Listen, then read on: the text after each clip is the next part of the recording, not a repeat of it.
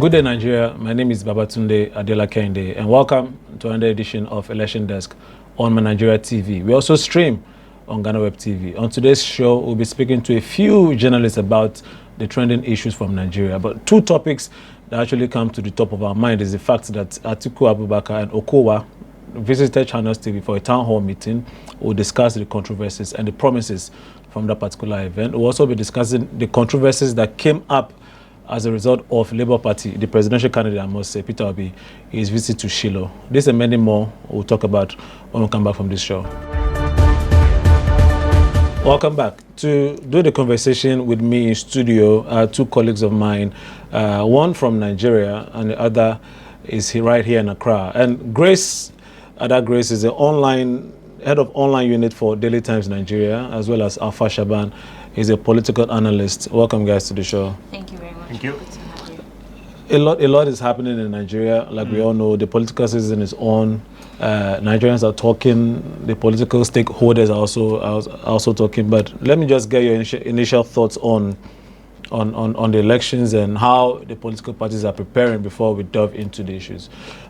Grace, I'll start with you because we are hosting you right here in Accra, so share your thoughts with us. Okay, so for the 2023 general election, which will be coming up in February, my own opinion to the whole election thing is it's very important for the Nigerians to be able to get their PVCs on time and then vote right. That will be all I'll be saying about it for now.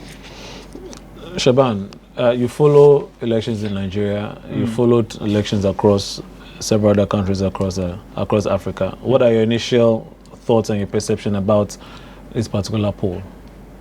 So basically, I think that now we can say for sure the election is in full swing because you are barely 2 months away, and I think it's exactly 2 months because in February I'm doing it somewhere earlier. 25th. Very good, so you can imagine you are almost exactly 2 months away. So the campaign season is in full swing in Nigeria. It's a big deal. It's Nigeria because the stakes are very high. The price is that big. You are going to superintend over Africa's biggest economy, over Africa's largest population. Even with the challenges that are there for everybody to see, you can still feel the vibe. People are there. People want the job. So you can imagine what goes on. So yeah, it's typical campaign season. Allegations here and there. Non-stop trips. Journalists are all over the place. You are following him from one state to the other, 2-3 states in a day. So the vibe is there, and it's Nigeria, so you expect it to be there. So my worry actually is how Nigerians are going to celebrate Christmas going into the new year. But why is your worry? It's Nigeria, so no, it's more. The buzz is more campaign. Okay. There's more noise. Yeah. So how are you going to find time to fit the whole Christmas thing into what is going on? Yeah. You know, but one thing is for sure, the security situation is more calmer compared to other years when you could have threats that in Christmas we are going to, and when they are issuing advisories. But I think now everything is more calmer.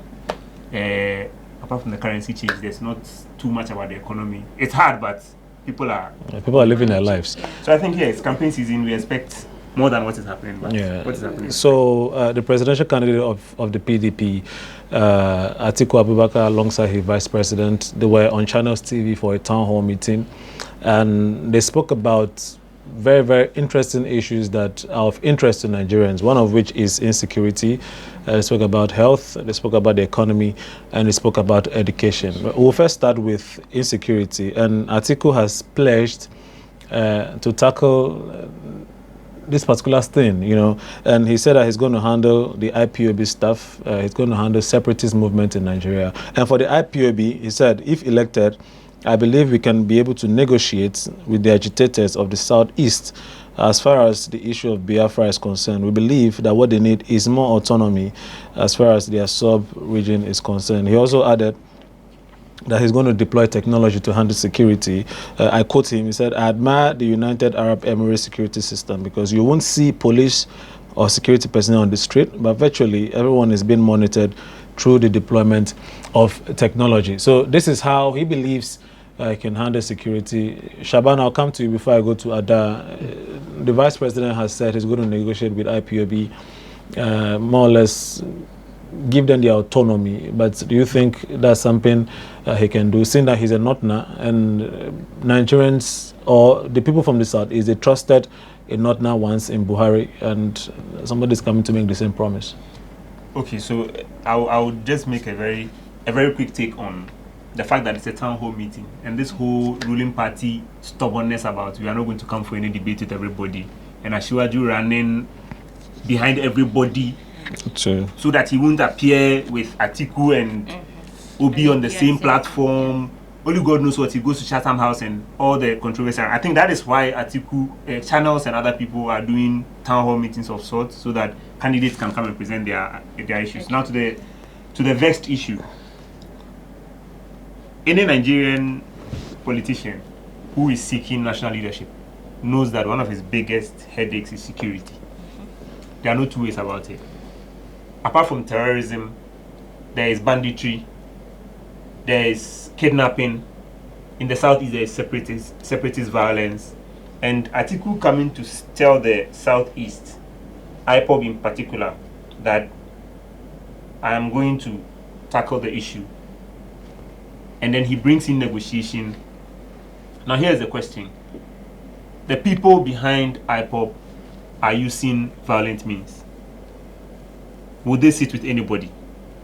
You can cascade it to leadership. That, oh, they don't trust the current leadership. They don't trust Buhari. Buhari has given them Python dance, whatever. They don't trust him. They won't sit with Buhari. They may sit with someone else. But you ask yourself the question, is IPOB under a strong leadership that can say, everybody cease fire, we are going for negotiations? We've heard in recent times, there are other splinter groups. It's not only IPOB there, but IPOB looks like the bigger one. Yeah. But there are splinter groups. We've heard that it's not Kanu alone. There are people behind who are also... Yeah. So is IPOB... Does IPOB have that central leadership that's going to say, we are all ceasing fire, we are going to negotiation? That's the first issue. Now, it's a security issue. It is impacting people's lives, people's businesses. There are shutdowns every Mondays or so. People don't go to work. Sit at home. So if they are sit at homes and you are telling me they are going to negotiate, where are you going to start from when you decide to negotiate? So that pledge of negotiation is a problem on its own, in my opinion. Now, when he talks about autonomy, well, you can credit Atiku for one thing. He's been about this restructuring. He's been very big on restructuring. He's gone on and on that restructuring. But you see, from the Buhari experience, it's easier said than done. They will promise you restructuring. When they come and they know the realities, then it becomes another clash. So yes, IPOB must be tackled. I think it's the biggest security threat in the southeast. It must be tackled. Be that as it may, I think people like Atiku should have privileged information based on which you can say, I'll do one or two things. So Atiku is a politician like any other person. You can't doubt him, but you can't also put full trust in him that he can solve the IPOB problem. So as it is now, we've had his portion of it. Buhari used a little bit of violence. He tried using negotiation. He wouldn't go that way. He has even arrested Kanu, which has heightened tensions. So those are issues. But if Atiku says he's bringing negotiation, let's look at what negotiation has reaped in the years past. Even since Ojukwu, what did negotiation yield? Nothing, right? So let's wait and see what Atiku... If I had the benefit of asking Atiku a follow-up question, I ask him to be specific about what kind of negotiation is going into. I mean, I totally agree. Grace, so Atiku has said he's going to negotiate. He's going to introduce a few mechanisms that he's basically going to have to introduce to tackle this issue of insecurity. Now, he also says that he's going to introduce the use of technology to tackle them. He said in the UAE, he said the security systems allows the police to be dormant, really. Is this something you believe it can bring to the southeast? Okay. So, and will it be effective, by the way? Okay. So for me, I would say all this is promises, as my colleague said, is easier said than done. So for example, if you say you're going to bring people from UAE, like what you see in UAE, to happen here in Nigeria, it will take a very long time for it to sink in to our people here in Nigeria, because they are already used to a kind of way of doing things that's in solving a lot of issues. Okay, for example, for the security issue now, IPOB is one of the strongest, will I say, yes, it's one of the strongest organization they'll say, okay, most people call them as a terrorist group, but they are not terrorists. They're separatists, really. Yes, they're not terrorist group. So it's something people have to understand. So if Atiku is saying that he's going to negotiate with them, as he said, what are the, angles he wants to use in negotiating with them? For me, I would have said that since this Christmas have come now, for example, the first thing that they are supposed to do, any of them, to go speak to Buhari and then ask if Kanu can speak, especially to the IPBO people, ESN and all those other people, so that there will be a lot of calm, even during the election and even after the election. That's the first step he has to do for now, yes. So the first step is that he will basically need to release Nnamdi Kanu to speak to his people. Yes. There are also concerns that the separatist group, that's the IPOB, ESN, might not listen to Nnamdi Kanu. I heard in the news actually that Nnamdi Kanu, through his lawyer, has said that he debunked the rumors that he was part of the whole sit-at-home order, and he's asked people to actually live their normal lives, especially on Monday and Tuesdays, where these things happen. But are you sure they are going to listen to him? I hope and I believe they should listen to him, because before IPBO or ESN and what is Kanu, we know. Yes, let me put it that way. Yes. Good.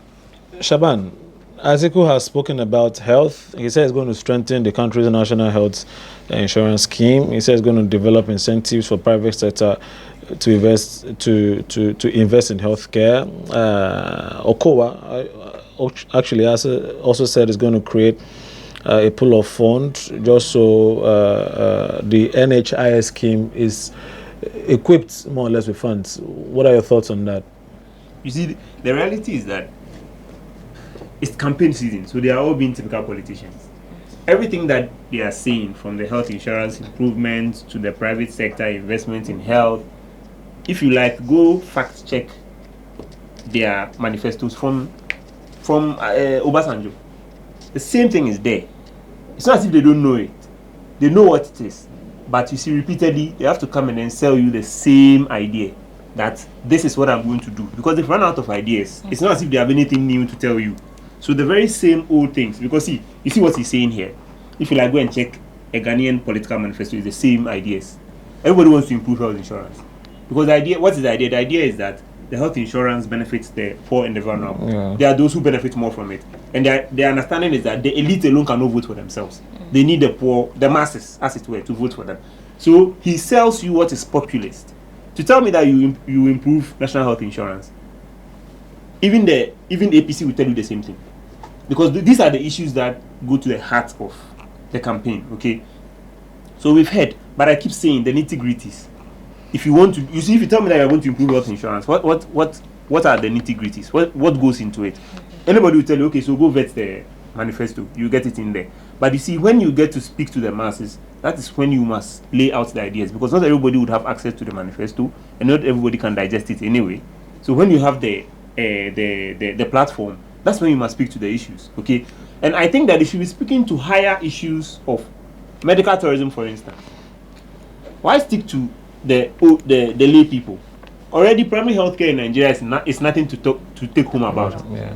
They are abandoned places. Okay, people are paying in more private facilities than them. Why wouldn't they make consequential statements like, whenever I'm sick, I'll be treated in Nigeria. I'll make sure I'll build healthcare facilities that will allow me to be treated in Nigeria, not out of Nigeria. How many times has Buhari traveled this year alone? You are there and then get a Twitter message. The president is going to London. He'll be back in 3 days. He's going for routine health checkup. Interestingly, Bola Ahmed Tinubu the same thing. He does the same thing. Atiku flies out. Atiku flies out. I think Okowa being a doctor, maybe that's why Okowa will remain in Nigeria. But if not, so they should speak to these higher issues. I think that will even endear me more to a candidate than bringing me the same health insurance, medical. And you see, wait for them to come and then the medical people will go on strike. The manifesto said they will stop ASU from going on strike. When they come, the university system will be grounded. So it's typical Nigerian problems, and Nigerian problems has Nigerian politicians as solutions. That's the problem. Okay, Nigerian systems basically has the same problem. We'll discuss education, we'll discuss the economy after this break. Stay tuned.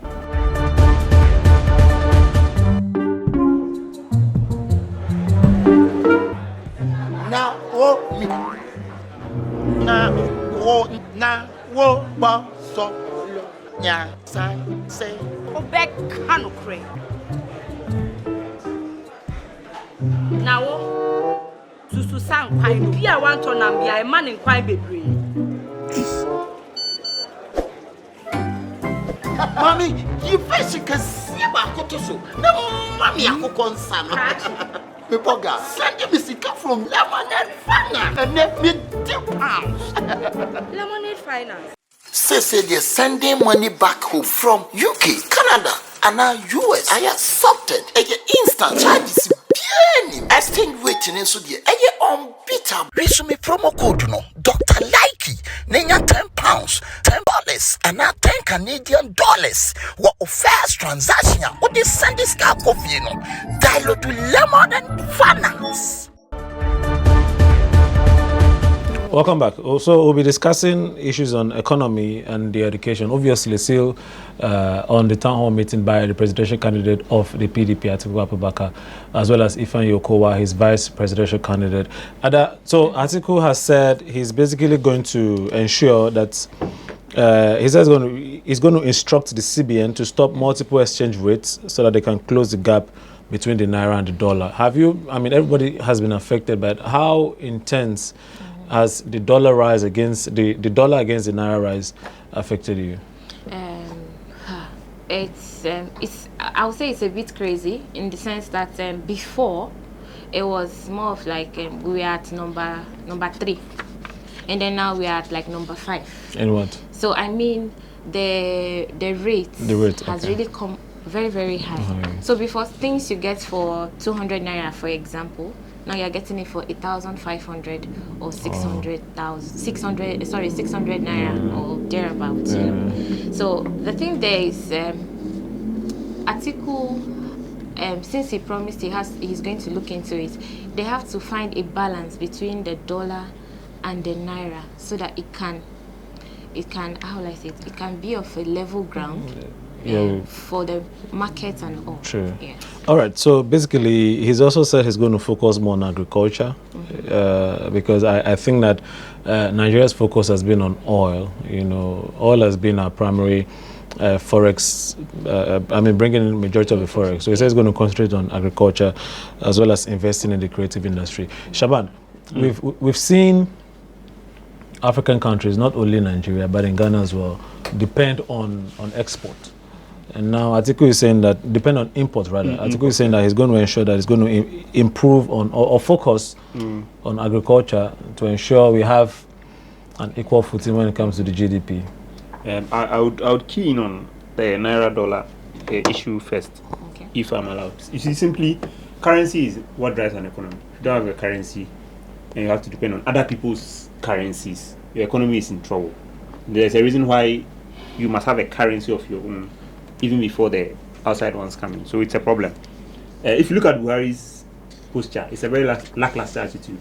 Emefiele has been at CBN since Buhari came. Nothing has been said of he going or coming. He even tried contesting presidential. He's still there. Whether I like it or not, the currency or an economy is run at 2 levels: the political level and then the banking or the financial sector level. So even though the political supersedes, but if you look at Buhari's posture, it's very laid back. It's like there are people in control, but he won't make consequential statements. Like our president made a consequential statement, a Ghanaian president made a consequential statement about stop speculating, so and so. But Buhari doesn't make those things. He has left it to the hands of the managers of the economy. It's a problem. This exchange rate issue is a problem because it goes beyond the economy. In the case of Nigeria, it goes to currency racketeering. This exchange, how do you call them, bureau guys. Forex bureau. So it has its own dynamics. And Nigeria is a big economy, so you always have people bringing dollars in. Okay, so it's there. But you know, security is a problem in Nigeria, and I think that a lot of political pundits, a lot of social commentators have mentioned that agriculture is the way to go. in terms of balancing the effect of forex on our GDP. Now, if we want to tow the agricultural route, like Atiku is saying, I'm sure Buhari made the same promise in his 2019 manifesto. But one key thing our leaders are lacking is the fact that they haven't been able to tackle insecurity. Now, Atiku has promised to focus on agriculture. Will this work in the current dispensation we are in? Whether I like it or not, Nigeria doesn't exactly have an agri problem because there's food from the north, predominantly coming down south. That is established. And the north complaining of security, remember that it is to the extreme northeast and then in recent times to the northwest. And so I don't know the exact impact of the insecurity on agricultural production. So the impact is that farmers cannot now go to their farms because when they go, UGMs, like they now call them, unknown gunmen, attack them. We have bandits raiding their farms. We have the herdsmen now bringing their cows or bringing their animals to their cattle to graze on the farms. So these are the challenges. And I know Buhari tried handling the issue of grazing, but unfortunately he couldn't, based on obviously political reasons. But now Atiku is saying his focus is on agriculture. And I'll come to you. So he's also saying that he's going to focus more on the creative industry. The last time I heard a Nigerian presidential candidate focus on I don't think I've ever heard it, because their focus is more on oil, well, agriculture now, sports, but creative industry. How will this industry impact the Nigerian economy if indeed they invest in it? Okay, so the thing there is, when you've not tried something before and you say you want to do it, remember that there is going to be a lot of ups and downs in it. So I don't know how they want to do it. It's something that we don't have in the Nigerian sphere before. So how they want to do it this time is what I don't know. Like, I don't really have much to say about that. Let me, if I go weigh in on that. If you say creative industry, I think that, let's look at it from this perspective. Every single Nigerian politician, a very serious one, leverages on these artists. So you find artists aligning. You find P Square is in Peter Obi's camp. You find they will go to the northern Nigeria, to Kannywood, get a number of them who belong to one block. Atiku Asuwaju has met one block already. Nigeria has Nollywood. It's the biggest filmmaking industry in Africa. It cuts across the borders. It's in Kenya, it's in Ghana, it's in South Africa. Nigeria has Kannywood in the north. It is the biggest film industry across Niger, Chad. It even extends to Ghana. And Lagos and Abuja can safely be called the party capitals of Africa. It buzzes. Lagos hosts, I'm sure, more international artists than several other places. So the industry is already there. Okay? When they say they want to improve that industry, that is what we have to see as the game changer.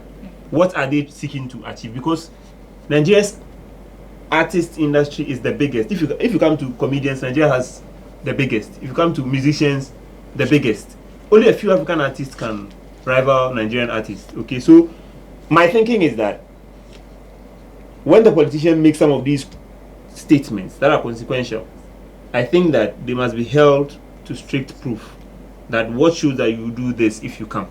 Okay, I think that is where you must look at. But generally, for a politician for Atiku and Okowa to say they want to leverage on the arts, it's in the right direction because it is already there. Nigeria has the population in the first place.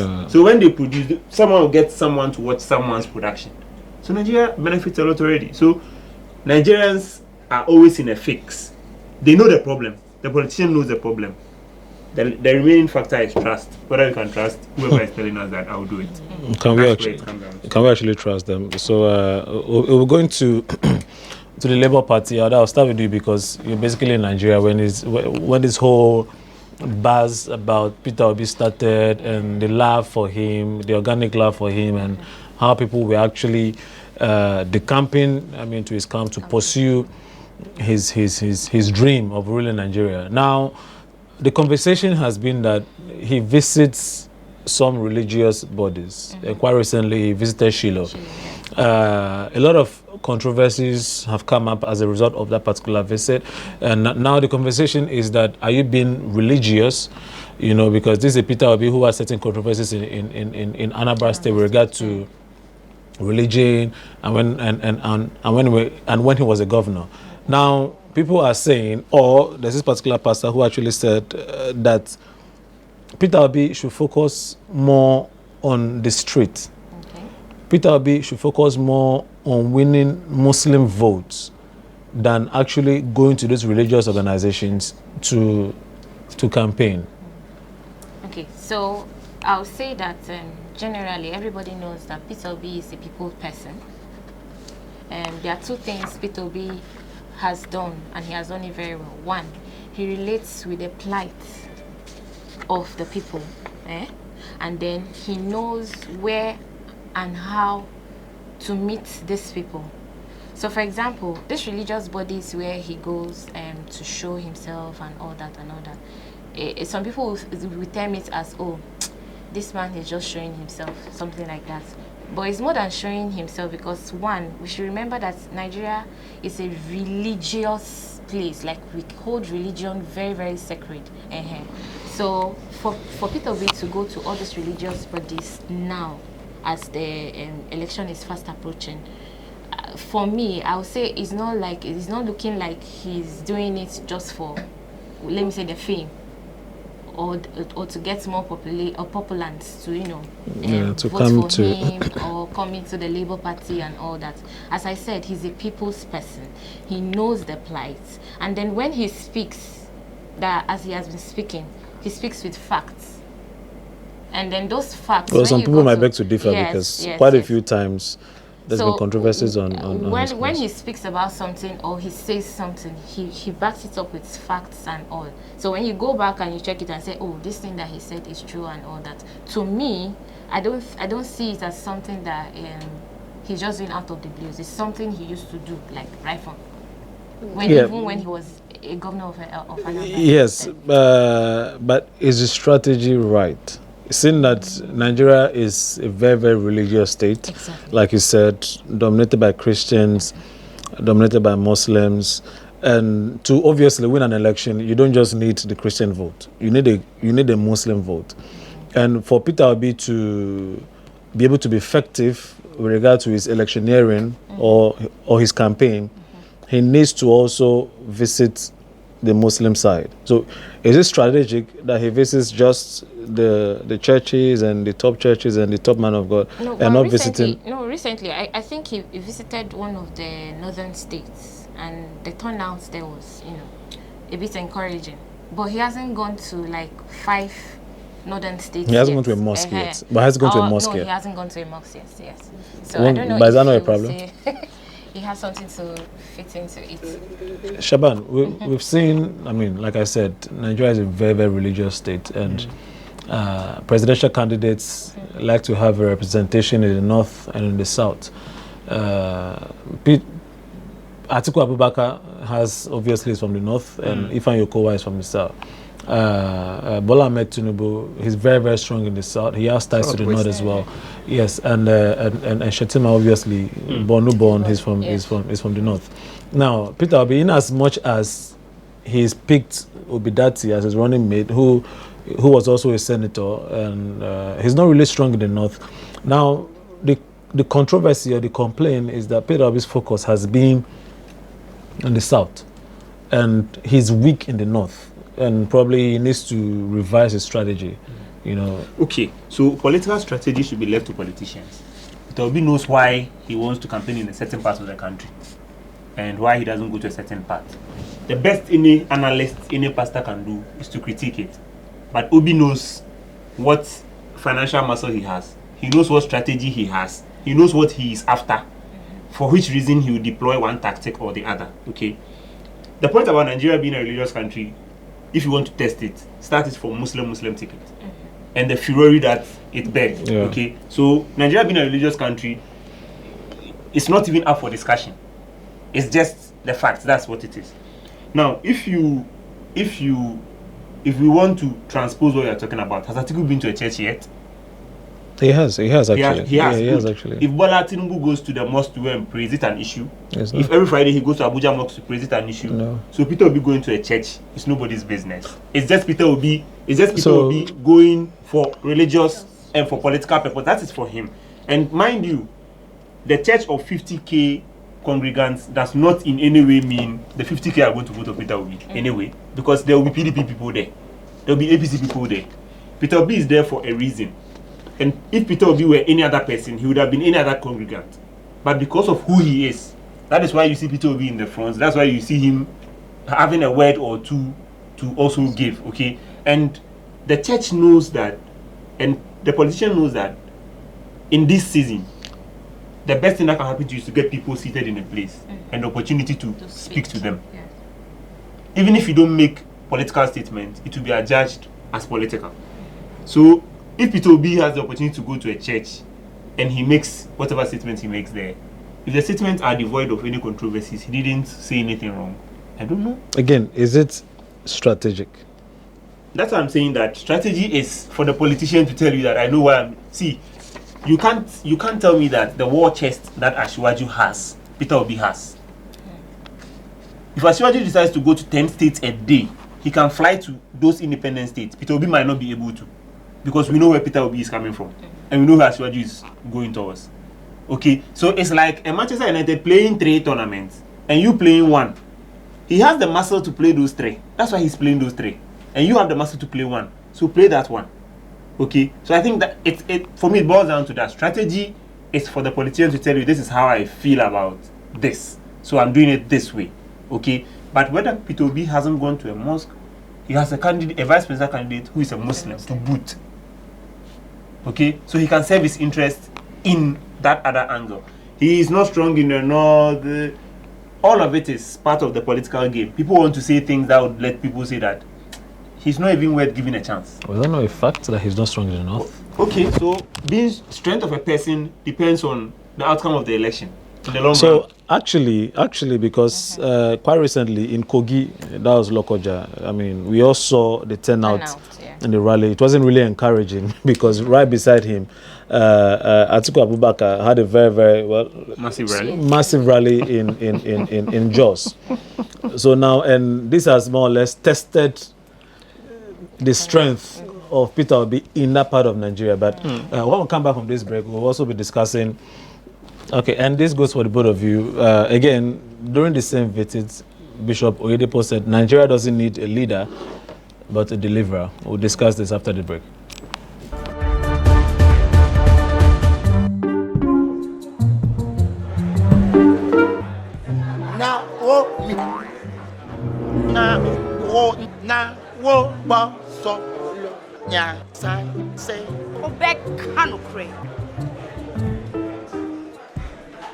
Now, Susu sang quite be a one ton and be a man in quite baby. Mommy, you first can see about Kotoso. No, Mammy, I cook on Sam. Pepoga, send me sick from Lemonade Finance and let me £2. Lemonade Finance. Say they're sending money back home from UK, Canada, and now US. I accepted a instant charges.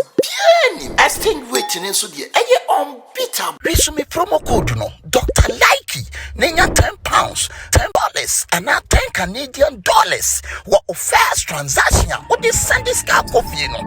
Dial to Lemon and Finance.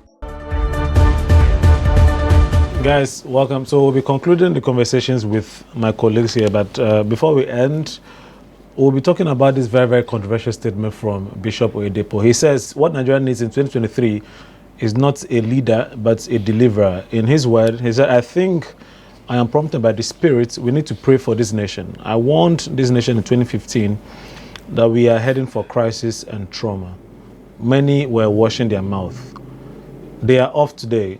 God does not require consensus to raise a prophet. I saw a nation going down the drain. I cried. There are many prophets or politicians who speak what they want to hear. I've been silent. What we need now is not a leader, but a deliverer. This is coming from Bishop Oyedepo. Ada, do we need a deliverer and not a leader? Yes, we need both a leader and a deliverer. We need both. Shaban, we've seen clerics in Nigeria try as much as possible not to get into the whole political conversations, and Bishop Oyedepo is one who does not shy away from it. He says it as it is. But in your opinion, based on what he said, Nigeria going through the whole trauma, Nigerians really going through the whole trauma, economic, security, a whole lot. Do we need a deliverer? The bishop is being a bishop. There is no candidate in Nigeria who they say that if you want to be a deliverer, come and contest an election. Everybody who is contesting an election is a leader. He wants to lead the people. It is semantics. The only thing Nigeria needs is a leader who will deliver. Exactly. Apart from that, it has gone out into all this thing is semantics. You saw the Holy Spirit. See, they have been seeing Holy Spirit in Nigeria since. Nothing has changed. They should leave the Holy Spirit to rest. Nigeria needs a leader. We all agree to that. They need a leader who will deliver what they say they will give to Nigeria. Yes. Nigeria's potential is known, not by Nigerians. Even people outside Nigeria know Nigeria's potential. Nigeria, sub-regionally, Nigeria is like a big brother to everybody in the region. Akufo-Addo calls Buhari his big brother because he knows what Buhari is superintending over. Buhari is, with all of Nigeria's problems, if there is crisis in West Africa, the first country to give troops is Nigeria. In the Ajame, we saw it. It was Nigeria, Senegal. Right now, in Guinea-Bissau, the problem there, it is Nigeria that is helping to stabilize. That's why they have named the street after him in Bissau. It's not for any reason. The simple fact is that Nigeria has his own problems, but he makes time to look over his shoulder and deal with the others who have issues. Nigeria was donating cars to Niger. Yeah. It's not as if Nigeria doesn't have money, they have money, but Nigeria is always that big brother who stands up for the rest of everybody. So Nigeria needs a leader. It's as simple as that. If he had said Nigeria, a Ghanaian politician recently said he is more of a leader than a politician. This is a politician speaking. And then he defined it to mean a leader is someone who doesn't look at the next election cycle. But the politician looks at the next election cycle. That's his definition. He has made a clear distinction. So he is a politician, but he says that he's more of a leader than a politician because he doesn't care about the election. If you lose, you should lose. It's okay. But he feels that to do right by his people is the most important thing. So whatever Bishop wants to say, you can also tell him that his church doesn't need a leader. The church needs a preacher. So he should stop calling himself a leader. If he wants that, we can also give him that designation. But bottom line is, a deliverer must be a leader because he's going to lead a group of people. So I'll put the both of you on the spot. Per what Bishop Oyedepo said, amongst the three candidates, which of them would deliver or can deliver Nigeria to the promised land? And I'm referring to Bola Tinubu, Atiku Abubakar, and Peter Obi. Shaban, I'll ask you that question as well. For me, I see Atiku as the deliverer. Do you have reasons for that? My reason being that, he already held the vice president position for a while. And for me, I feel he knows what's happening in governance because he has already tasted it before. Though he wasn't the president, he was vice. But there are some critical decisions that he took as vice president. Yes, if the president can't do or can't go, then the vice will go. So I believe Atiku should do the job. You think he would be and a leader as well? Yes. Shaban, you look from outside. Obviously you're not Nigerian, but you're a political commentator who is abreast with issues when it comes to Nigeria. Looking at these three political candidates, Atiku Abubakar, Bola Tinubu, and Peter Obi, who, in your opinion, would be the deliverer for Nigeria? Okay, so I'll weigh in from the Atiku side first. And I also give a contrary view that Atiku has not been vice president for how many years now? For so long. Because he left, Obasanjo left in 2007. That's like almost 2 decades now. So Atiku has long not been in politics, but long not been in the executive, as it were. If you ask me, I will skip Bola because I don't think Bola has the capacity. I think Bola is going to be another Buhari, basically. And you see, the problem with all of these people is that you pick Atiku because Atiku has been there and done that. I'm not picking Atiku. The rest of the three people are all using their sub-national leadership skills to make a case. And I'll add Kwankwaso. Kwankwaso in Kano was huge. Yes.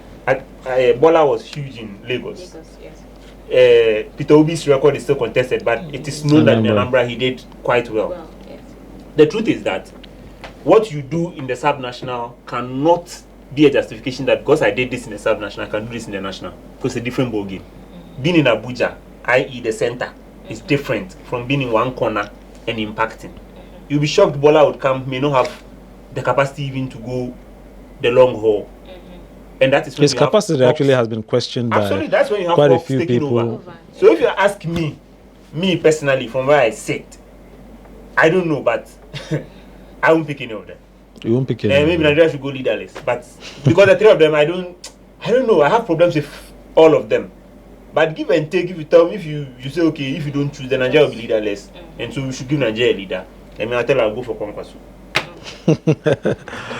And that has been the conversation for today. With me in studio is Ada Gray. She's the head of the online unit for Daily Times, as well as my colleague Alfa Shaban. He's a colleague with me at Africa Web. He's a political analyst. This has been the show for the year. We'll go on break. Next year, Election Desk will resume. My name has been Babatunde Adela Kende.